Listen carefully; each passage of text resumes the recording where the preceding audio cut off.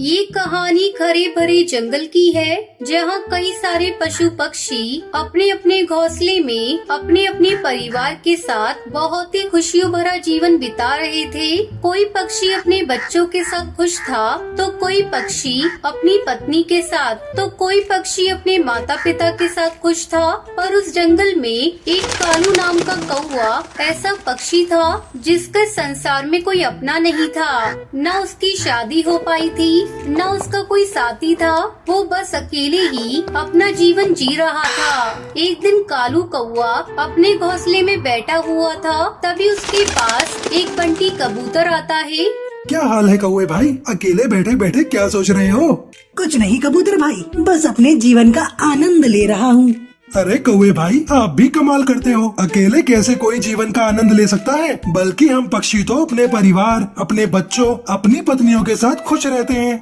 अच्छा, लेकिन मेरे जीवन में कोई है ही नहीं। पत्नी और बच्चे होने से संसार में समस्या होती है, परेशानियाँ होती हैं, बहुत से सुख दुख होते हैं। जब हम अकेले रहते हैं तो ना कोई दुख होता है, ना कोई समस्या। हम आराम से खुशी खुशी अपना जीवन बिताते हैं। कौवे भाई, आपने केवल अकेले रहकर जीवन का आनंद लिया है ना, इसलिए आपको ये नहीं पता है कि शादी के बाद हम पक्षियों का जीवन कितना खुशहाल हो जाता है। हमें जीने के लिए एक नया अंदाज मिल जाता है। आज आप अपने इस अकेले सन्नाटे भरे जीवन को भूल जाएंगे जब आप मेरे साथ मेरे घोंसले में चलकर एक दिन बिताएंगे। सवेरे सवेरे पत्नी का वो प्यार से जगाना, रात में थके हारे घोंसले में आने के बाद जब पत्नी अपने हाथों से प्यार भरा भोजन बनाकर खिलाती है, उस प्यार भरे भोजन को खाकर सारे दिन की थकान दूर हो जाती है। क्या इतना सब कुछ होता है शादी के बाद? मुझे तो ये पता ही नहीं था। हाँ कौवे भाई, शादी के बाद जो जीवन होता है ना, वो एक खुशनुमा खुश मिजाज जीवन होता है। आप एक बार शादी करके तो देखिए, आपके जीवन में भी खुशियों की बहार आ जाएगी। अगर ऐसा है कबूतर भाई, तो मैं शादी जरूर करूँगा। ये हुई ना बात। पर मैं शादी किससे करूँगा? कौन सी पक्षी मुझसे विवाह करेगी? अरे उस बात की चिंता तो आप छोड़ दीजिए कौवे भाई। मैं हरी तोता और बबली कबूतरी, हम तीनों मिलकर आपके लिए एक सुशील आज्ञाकारी चिड़िया को ढूंढेंगे। फिर आपका जीवन भी खुशियों से भर जाएगा। मैं अभी जाकर दोनों पक्षियों को ये बात बता देता हूँ। बंटी कबूतर खुशी खुशी वहाँ से उड़कर बबली कबूतरी और हरी तोता के पास जाता है और उन दोनों को सारी बात विस्तार से बताता है। क्या? अरे उस मुरझाए हुए पौधे को अचानक से अपने ऊपर हरियाली लाने का शौक कहाँ से पैदा हो गया है? सुनो बबली बहन, आप अपना ये मजाक बंद करेंगे और कृपया करके उस कौवे के सामने कोई भी ऐसी बात मत कह देना कि वे कौवे भाई का मन शादी करने से मना कर दे। बड़ी मुश्किल से मैंने उन्हें मनाया है। अरे मुझे क्या, मैं कहाँ कुछ बोल रही हूँ। तीनों पक्षी उड़कर पास वाले जंगल में जाते हैं और एक कुंवारी चिड़िया को देखते हैं जो अकेली उस जंगल में एक घोंसले में रहती थी। अरे कौन है रे? टुनटुनी बहन, हम आपके लिए एक रिश्ता लेकर आए हैं। हमारा एक मित्र कालू नामक कौवा पक्षी है। हम आपकी शादी उससे करवाना चाहते हैं। क्या बोला रे? तू मेरा बाप है जो मेरी शादी करवा रहा है? अरे बाप रे बाप, ये तो डॉन लग रही है। अरे टुनटुनी बहन, वो बड़ा ही सीधा साधा पक्षी है। वो आपको बहुत खुश रखेगा। काफी मेहनत और मशक्कत के बाद टुनटुनी चिड़िया कालू कौवे से शादी करने को राजी हो जाती है। बंटी कबूतर और वो दोनों पक्षी टुनटुनी चिड़िया को अपने जंगल में ले आते हैं और देखते ही देखते दोनों की शादी हो जाती है। तभी टुनटुनी चिड़िया बंटी कबूतर से कहती है, ओ निठल्ले कबूतर, चल निकल अब यहाँ से। शादी हो गई ना, अब कल्टी मार यहाँ से।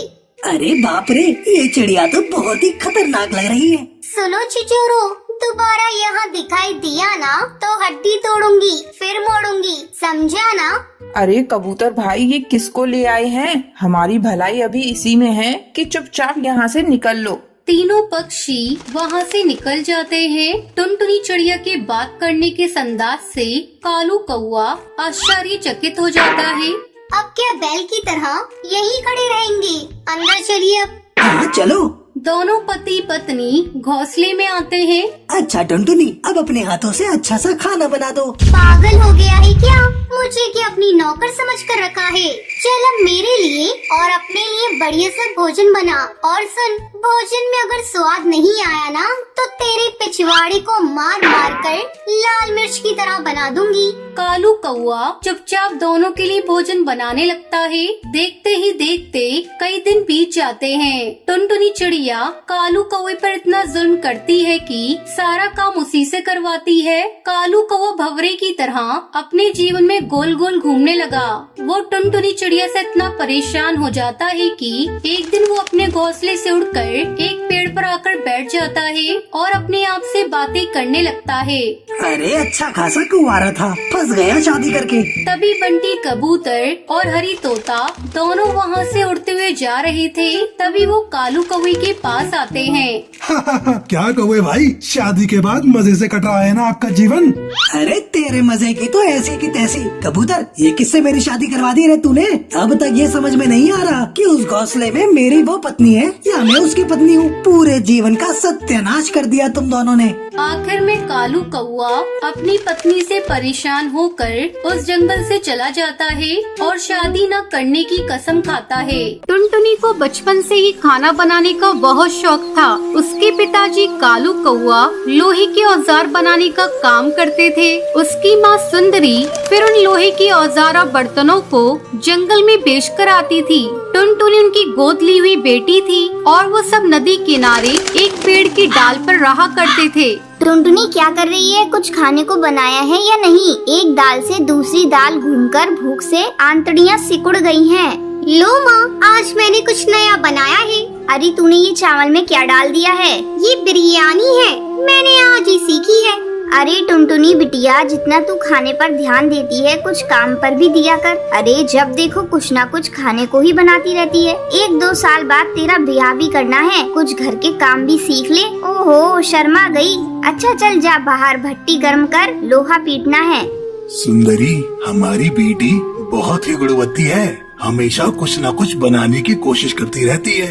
लेकिन हम लोग इतने रईस नहीं हैं, रोज इतना अच्छा अच्छा बनाकर खाएंगे तो कहाँ से आएगा? चिंता क्यों करते हो जी? सब बच्चों का भाग्य है, सब भगवान देगा।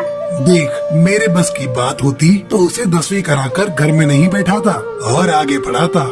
वैसे हमारी टुनटुनी जिस घर भी जाएगी स्वर्ग बना देगी, बस एक अच्छा सा लड़का मिल जाए। अरे हम नारियल के खोल में रहते हैं, लड़का भी तो ऐसा ही देखना पड़ेगा ना। जब कभी सुंदरी की तबीयत खराब हो जाती थी तो टुनटुनी भी कुछ औजार बेचने के लिए एक डाल पर बैठ जाती थी। एक दिन उसे वहाँ गोलू मिला। अरे टुनटुनी, तुम यहाँ क्या कर रही हो? मैं ये खुरपे दरात हंसियाँ बेच रही हूँ। लेकिन तुम तो पढ़ने में इतनी अच्छी थी, फिर क्या हुआ? यहाँ ये सब क्यों? ये हमारा पेशा है गोलू। मेरे पिताजी ने मुझे 10वीं पढ़ा दिया, वही बहुत बड़ी बात है। हम पक्षियों में वैसी चिड़ियाएं नहीं पढ़ाई जाती। अरे यही हमारा देश पीछे रह गया टुनटुनी। अच्छा ये बताओ, तुम रहती कहाँ हो? यही नदी के पीछे ही हमारा नारियल का घोंसला है।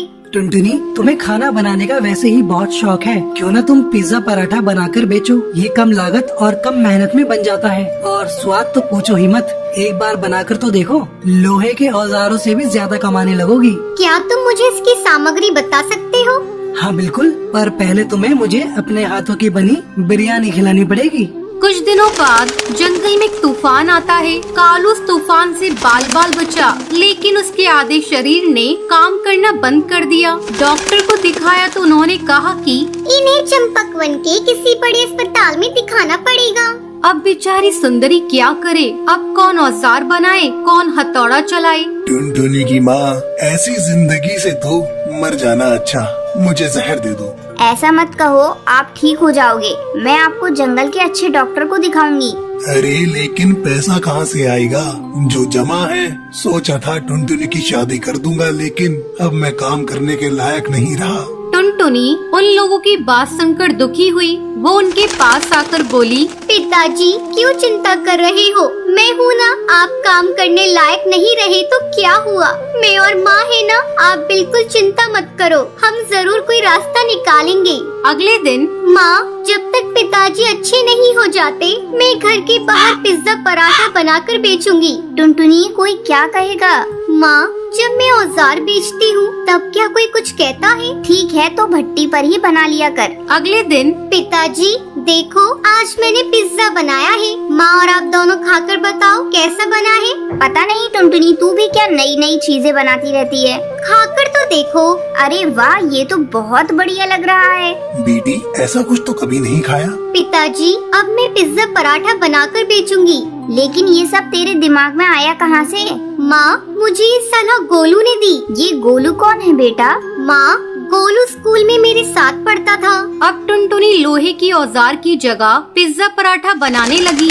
जो एक बार उसके यहाँ पिज्जा खा लेता था, वो अपने आसपास के सब पक्षी से उसकी तारीफ करता। टुनटुनी के पास दूर दूर से पंछी पिज्जा खाने के लिए आने लगे। अब उसके गरीबी के दिन जा चुके थे। सबसे पहले वो कालू को लेकर जंगल के बड़े अस्पताल में गई।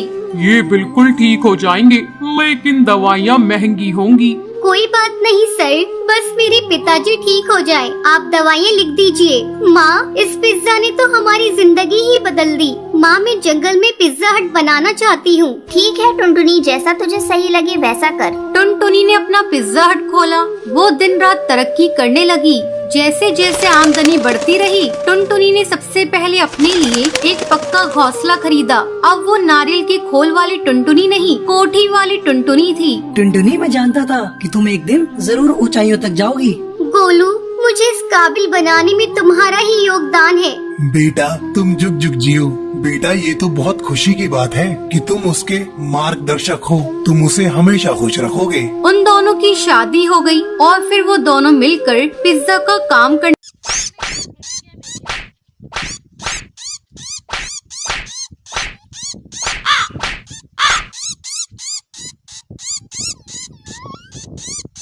एक समय की बात है, सुंदरवन जंगल में टुनटुनी चिड़िया अपनी सौतेली बहन पिंकी चिड़िया और अपनी सौतेली माँ रानी चिड़िया के साथ रहा करती थी। टुनटुनी की माँ टूनी चिड़िया की मौत कुछ महीनों पहले एक सांप के काटने के कारण हो गई थी।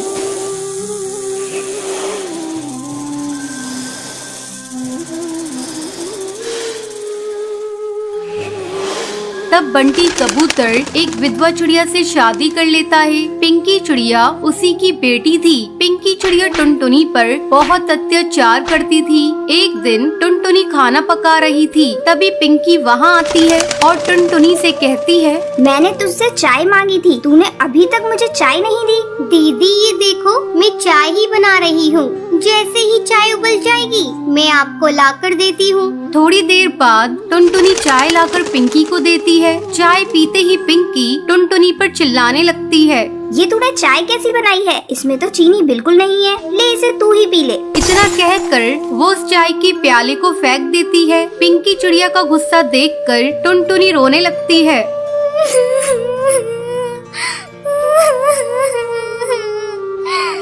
टुनटुनी की रोने की आवाज सुनकर रानी चिड़िया वहाँ आती है। तब टुनटुनी रोते हुए उससे कहती है,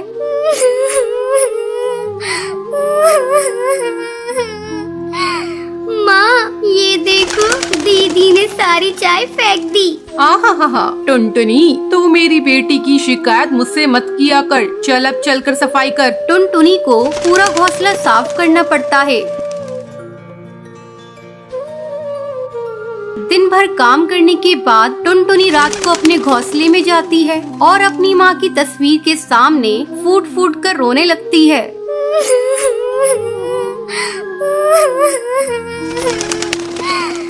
माँ, तुम मुझे छोड़कर कहाँ चली गई? पिंकी चिड़िया मुझे बहुत सताती है। पापा भी अब मुझसे पहले की तरह प्यार नहीं करते।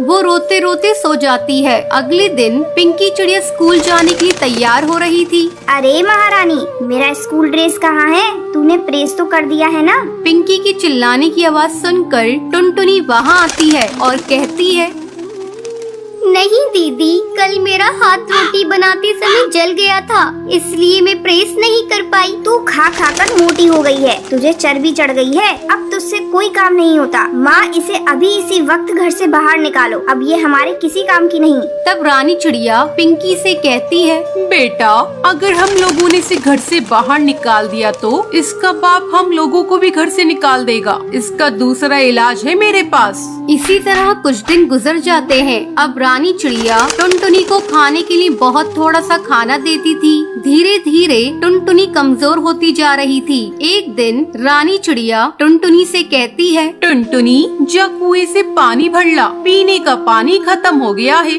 माँ, मैं कुएं से पानी कैसे निकालूंगी? मैंने कभी कुएं से पानी नहीं निकाला, मैं कुएं में गिर जाऊंगी। तू डरती क्यों है? तेरे साथ पिंकी चिड़िया भी जा रही है। हिम्मत करके टुनटुनी पानी भरने के लिए कुएं पर जाती है। जैसे ही वो कुएं से पानी निकालने लगती है, पिंकी चिड़िया उसे कुएं में धक्का देने के लिए जाती है। पिंकी चिड़िया का बैलेंस बिगड़ जाता है और वो कुएं में गिर जाती है। मुझे बचाओ, मैं डूब जाऊंगी। मुझे बचा ले टुनटुनी, मैंने तुझ पर बहुत अत्याचार किए हैं टुनटुनी, मुझे माफ कर दे, मुझे बचा ले किसी तरह से। दीदी, तुम चिंता मत करो, ये रस्सी जल्दी से लो और ऊपर आ जाओ। पिंकी चिड़िया रस्सी पकड़कर कुएं से बाहर आ जाती है। उस दिन के बाद से दोनों बहनें खुशी खुशी रहने लगती हैं।